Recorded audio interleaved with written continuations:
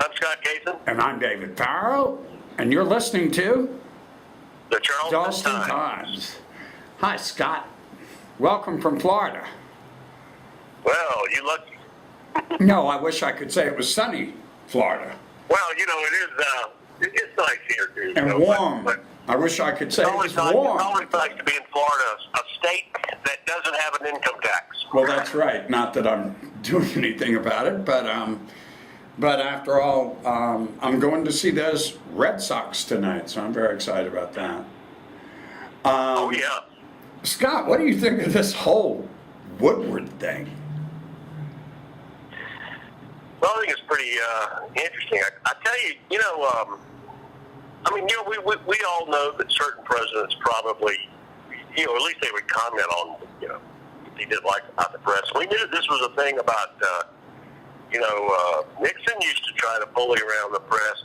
I found this really interesting because Bob Woodward's not exactly what you would call a rest his soul, Andrew Breitbart. I mean, he's not a conservative, but he happens to be a journalist, and here he's, speaking or saying some things about the president, and apparently they don't like it, and they think they can strong arm him. Well, what I find amazing, there are two things I find amazing. Number one is the mainstream press is trashing him, saying he's a has-been and that he's irrelevant. I find that alarming because he's kind of the deep. Even though I don't know about you. Books every time it turns out. Well, I don't know about you, but one reason I went into journalism many 30 some odd years ago is because of Woodward and Bernstein. The whole I want to be, I want to take somebody down, and I've been after Mayor Riley ever since. But when I went to university, I started at USC Journalism School in 1975, and you just wouldn't believe the amount of people going there, pretty much for the same reasons. But I guess he's all washed up now, huh? It's interesting, he's actually dancing around. If you listen to what he said, I didn't catch him on Hannity last night, but if you listen to what Mr. Woodward said, he's kind of given Obama an out. He said, well, they didn't really threaten me. Well, I don't know. I would say that's a threat. Yeah, and what they're trying to spin now, he says, well, he's going to regret that position or whatever. Being wrong. He's going to regret saying something that wasn't true. Right. Well, I can wonder how many times the president has said things that aren't true. I'd say about every time he opens his mouth these days. It's just it's unbelievable. One thing I find pretty interesting about this, David, is and it kind of goes to the sequester thing.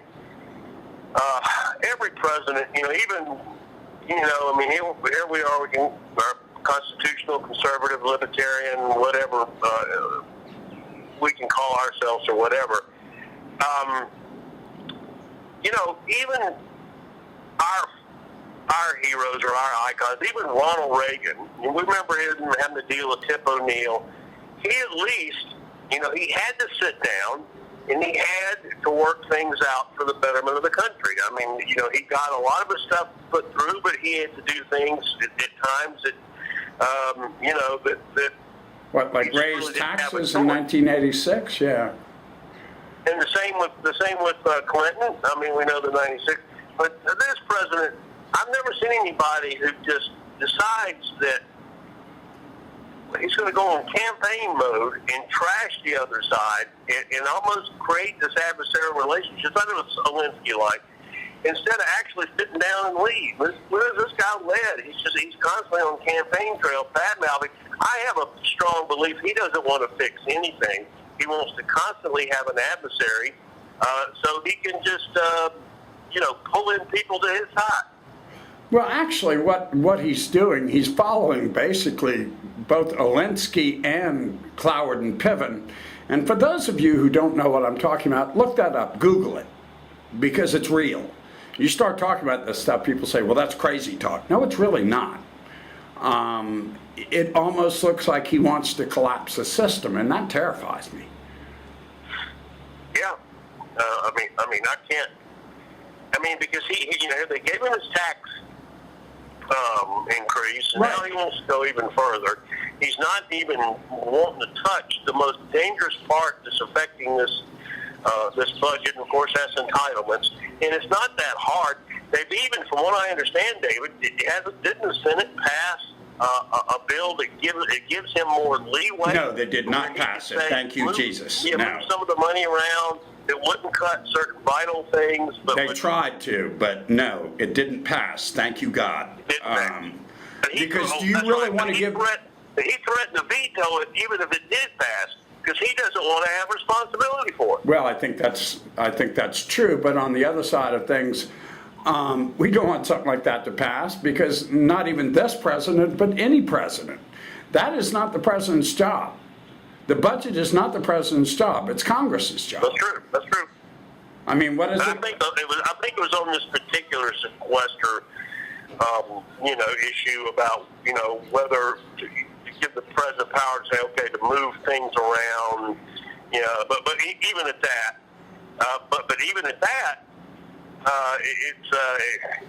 he wants to make sure that none of it is on him. And I've never seen, even John F. Kennedy and even Jimmy Carter, when they made a mistake, they finally fessed up. We know about Bay of Pigs with Kennedy and the botched hostage raid with Carter. But this guy, he just simply doesn't want to take responsibility for anything. Yes, he does. He killed bin Laden single-handedly. Oh, I forgot about that. You forgot, didn't you? I'm sorry. Well, that's the one thing I can actually remember. Well, here's the thing. I think we've got an imperial presidency, but I think it's worse than that. I think it goes much further. They are to the manner born in the White House now. All these big parties where the press... the press is going to let them go because they're invited to all the good parties. They just weren't invited to watch him play golf with Tiger Woods. Yeah, and he's trying. And he's with every sort of celebrity. I just, it's like it's constantly out there. Just one massive. What's the word I want to use? Help me. Look in your. I was going to say it, but I'm trying to keep this clean. The word cluster keeps coming up. You're right, and I'm not exactly sure. I think this is the beginning of the end for him.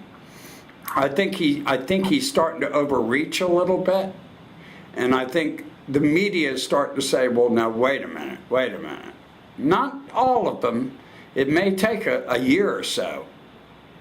But I don't think most of the media, I know like people like Major Garrett, those people are not down with what he's trying to do. The guy from the National, you see that, Ron Fournier from the National Journal said that he gets all kinds of threats from the White House. Well, Lanny Davis, Lanny Davis, who is probably next to John Podesta, one of the most progressive members of the Clinton administration. He's been threatened. And the thing is, I'll say, I heard a little bit of Limbaugh yesterday, and I think Limbaugh is right. This isn't, you hear the Chicago style, and you think there's going to be a horse head in the bed by the end of the night. I don't think it's going to be like that. But I do think that they have come after journalists, and this is starting to come out a bit. And I think, boy, the reason he's gotten away with all this nonsense, i.e. Candy Crowley. How did Candy Crowley get that list? Remember during the debate, she said, no, and pointed to this piece of paper. Well, why did you have that piece of paper there, dear?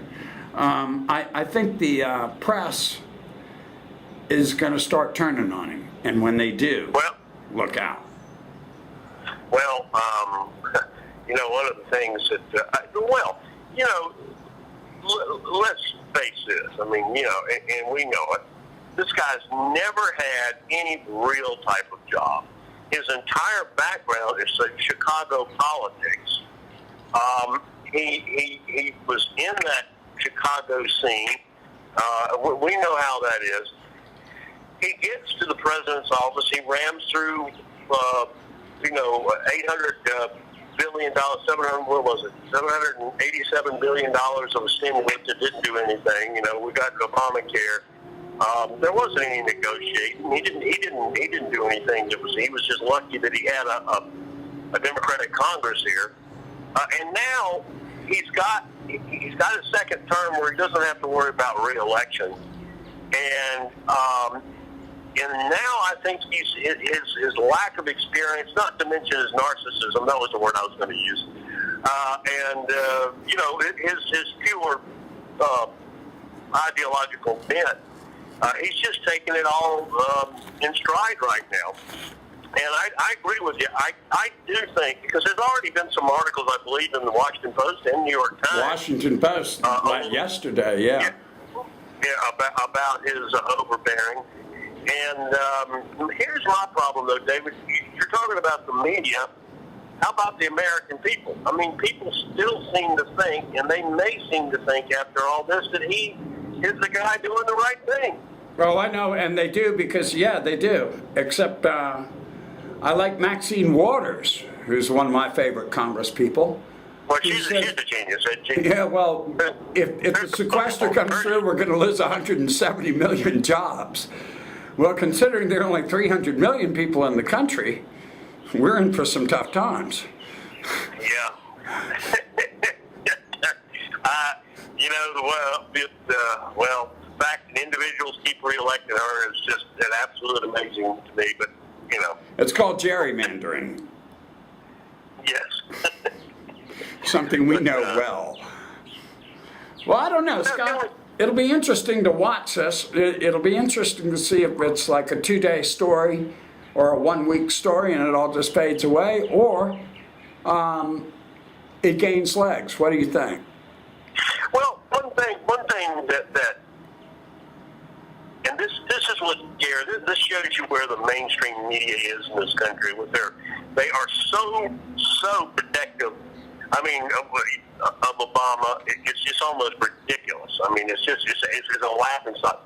Here we have Bob Woodward. Now, Bob Woodward, no matter what his ideological background is, whether he's liberal, moderate, whatever, he is first and foremost a journalist.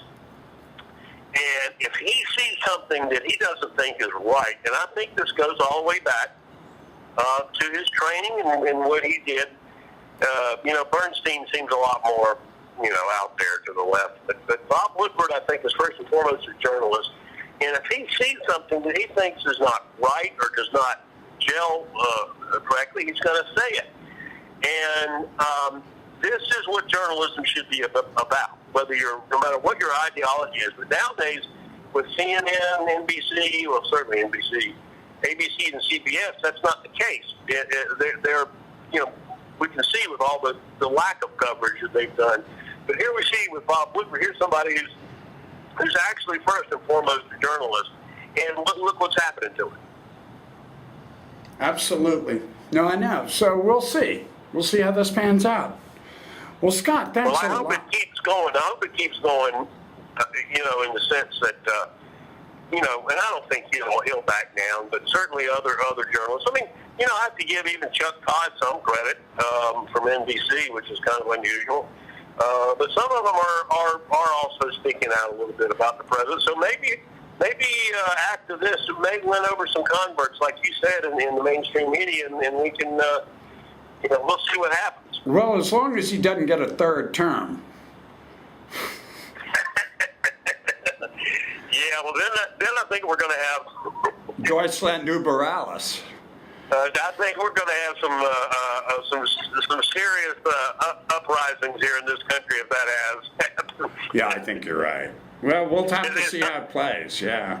Thomas Sowell said, I can remember what was it? It was probably 6 months, a year ago, and someone was interviewing Thomas Sowell, and it may have been on Uncommon Knowledge, which is on National Review's website. And he said, well, what would you ask the president to do in this particular situation? And Sol said, resign. Well, you know, in Napolitano, Judge Napolitano, not Big Sis, but Judge Napolitano has said that he thinks Obama should resign. So, we'll see. Be impeached. He'll never be impeached. Napolitano. I mean, I have more respect for that man. What a absolutely brilliant and class guy he is. I mean, if he says something, I'll listen to it. Absolutely. Well, Scott, Thanks, David. Well, I hope what we'll do next week is we'll have a few, apparently an insider called me yesterday. I can't say who it is. Keep your sources right. But that apparently some people want to talk to us. He sent our interview with Teddy Turner. And we'll talk about that too, because another time that's getting kind of interesting. Well, great. But hopefully we'll have a lot more candidates. We've got 2 weeks before the election, so fingers crossed. Well, Scott, thanks a lot.